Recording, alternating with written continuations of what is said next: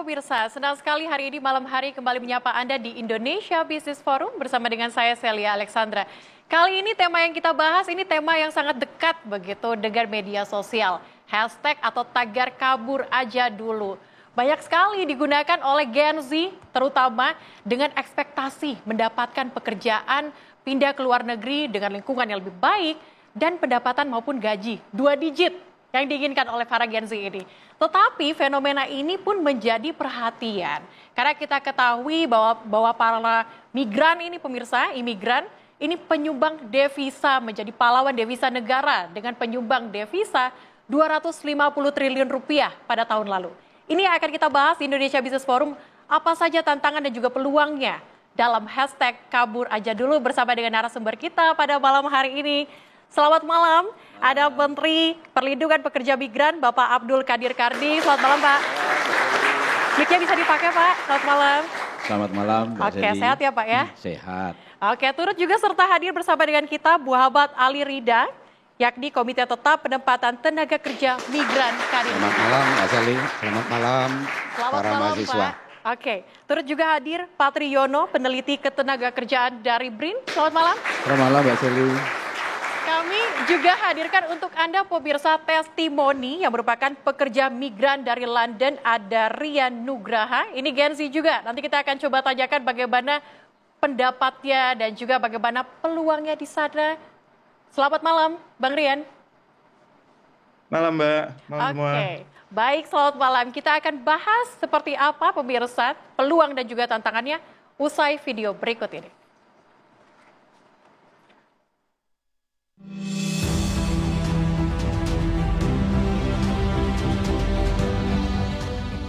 Akhir-akhir ini media sosial dan pemberitaan diramaikan dengan hashtag atau tagar kabur aja dulu.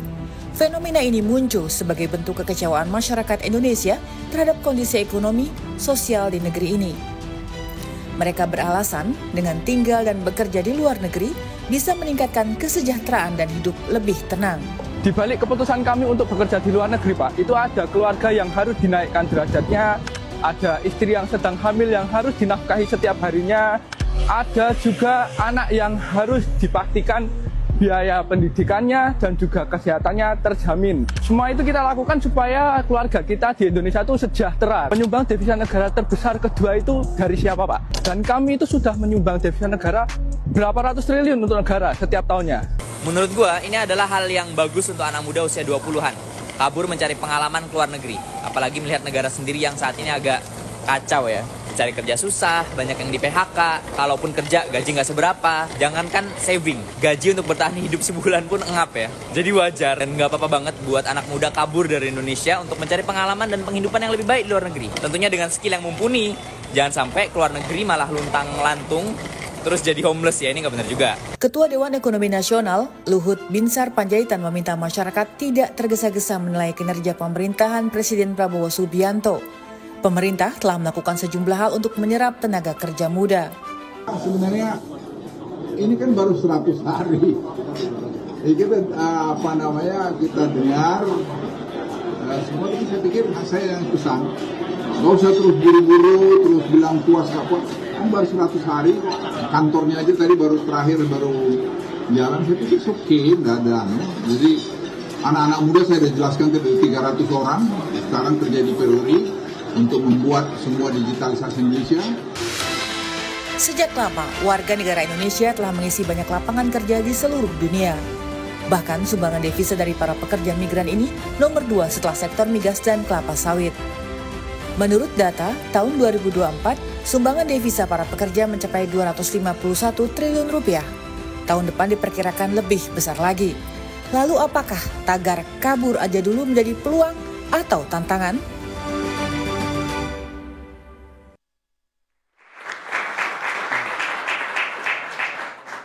Oke, hashtag kabur aja dulu. Pak Menteri, kalau misalnya kita bahas soal hashtag kabur aja dulu, sebenarnya ini bukan hal yang baru begitu ya Pak ya. Dari dulu para imigran sudah banyak yang merantau ke luar negeri, terlihat dari devisa kita yang memang tinggi sekali di tahun lalu Pak. Tapi Anda melihatnya dengan adanya fenomena ini sebenarnya apa yang terjadi Pak? Apa yang diharapkan oleh Gen Z ini Pak? Ya, jadi saya melihat bahwa tagar kabur saja dulu ini sebenarnya adalah bentuk aspirasi dari anak-anak muda tentang keadaan yang ada. Oleh karena itu kita sebagai pemerintah harus bijak di dalam menyikapinya.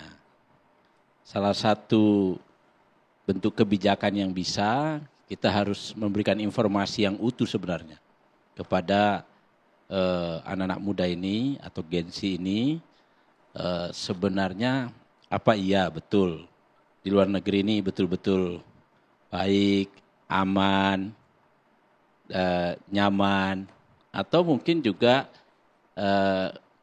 ada tantangan-tantangan khusus yang memang dilalui oleh para pekerja-pekerja kita yang ada di sana. Tapi bahwa ini adalah kegelisahan, ini adalah aspirasi, kalau menurut saya itu baik, ya. Saya selaku Menteri Pelindungan Pekerja Migran itu memang diamanatkan oleh Pak Prabowo untuk yang pertama meningkatkan kualitas pelindungan terhadap tenaga kerja kita yang ada di luar. Yang kedua, mendorong agar penambahan devisa terjadi. Nah, untuk itu daripada kita pakai hashtag kabur, kenapa tidak sekalian kita bekerja aja di luar negeri? Toh bekerja di luar negeri itu sebenarnya peluangnya besar. Jadi saya ingin sampaikan data ya. Tahun 2024 kemarin, job order ada 1,3 juta. Apa itu job order? Permintaan pekerjaan, lowongan pekerjaan, taruhlah begitu. Yang pemerintah, yang kita Indonesia ini bisa penuhi baru 297 ribu. Artinya masih ada 1 juta. Nah, pertanyaannya kenapa ini nggak diisi? Nah, artinya kita juga memang harus menyiapkan orang-orang kita, masyarakat kita yang memenuhi syarat pekerjaan ini. Jadi bekerja di luar negeri ini juga tidak tiba-tiba berangkat lalu bekerja di sana, tidak bisa. Standar kualifikasi mereka juga sangat kualitatif, sangat kuat. Oleh karena itu kalau mau bekerja ke luar negeri, yang pertama yang harus disiapkan adalah Anda harus siap secara fisik, siap secara mental. Kalau tidak, banyak yang pulang. Jangan kira 5 juta pekerja migran kita yang ada yang di luar negeri itu, banyak yang pulang ke Indonesia itu ya karena mentalnya tidak tahan juga di sana. Oke. Nah, satu. Yang kedua, kita harus menyiapkan skill kita.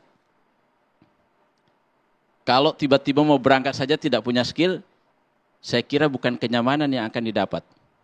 Masalah yang akan didapat di sana.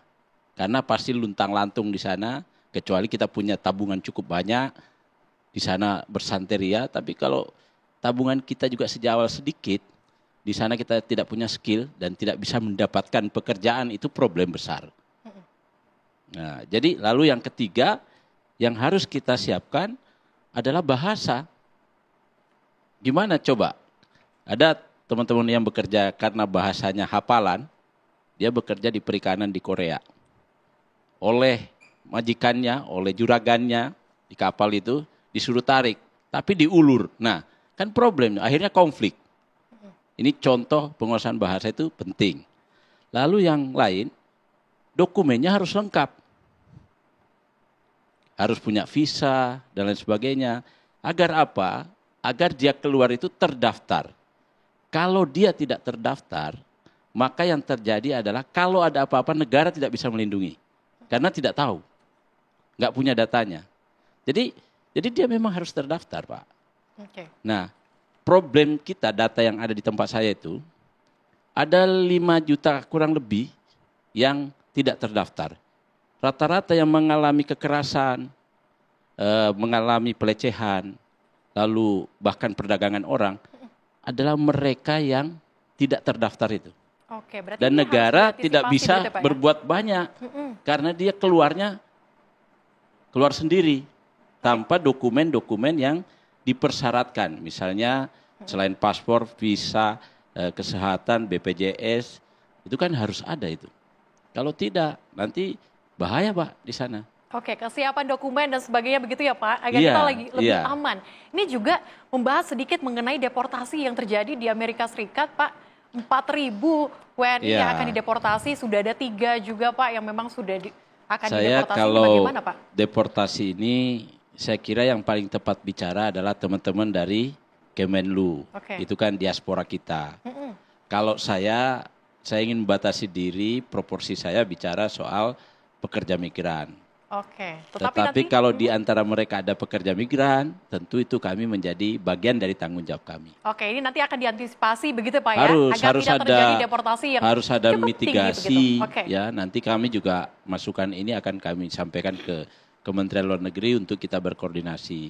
Oke Pak Karning. Baik, kita akan lanjutkan kembali Pak, nantinya membahas bagaimana peluang dan juga tantangan usai jeda berikut. Tetaplah bersama kami di Indonesia Business Forum.